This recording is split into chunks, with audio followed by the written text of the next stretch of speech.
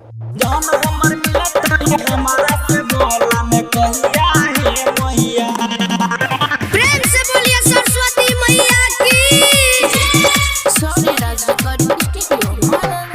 हर साल नारियल चुनरी तोहरे चढ़ाई बाहे मैया।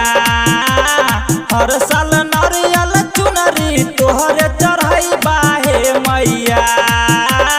जौन हमर मिलत हमारा से बोला ने कहिया हे मैया। जौन हमर मिलत हमारा से बोला ने कहिया हे मैया।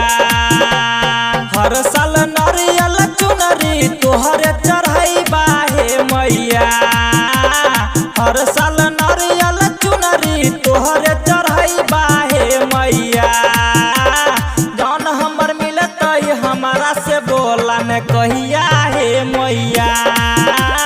जौन हमर मिलत हमारा से बोला ने कहिया हे मैया। जौन हमर मिलत जौन हमर मिलत कहिया हे मैया। कहिया हे मैया। हाँ हमरे ई सपना के कर दो पूरा। कर दो पूरा हे कर दो पूरा। प्यार के हमारा नहीं रखी हो अधूरा। रखी हो अधूरा नहीं रखी हो अधूरा। हमर के आशीर्वाद देने जइहा हे मैया। हमर के आशीर्वाद देने जइहा हे मैया। जौन हमर मिलत हमारा से बोला ने कहिया हे मैया। जौन हमर मिलत हमारा से बोला ने कहिया हे मैया। जौन हमर मिलत जौन हमर मिलत कहिया हे मैया।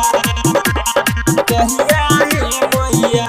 हाँ हाँ ढेर दिन से कहे छिया सुना मैया बात है। सुना मैया बात है सुना मैया बात है। राइटर धर्मिंदर के धराई दो साथ है। धराई दो साथ है धराई दो साथ है। चंदर दीपक दिलबा के मनसा पूरा दाहे मैया। लचंद शीला के दिलबा के मनसा पूरा दाहे मैया। जौन हमर मिलत हमारा से बोला ने कहिया हे मैया।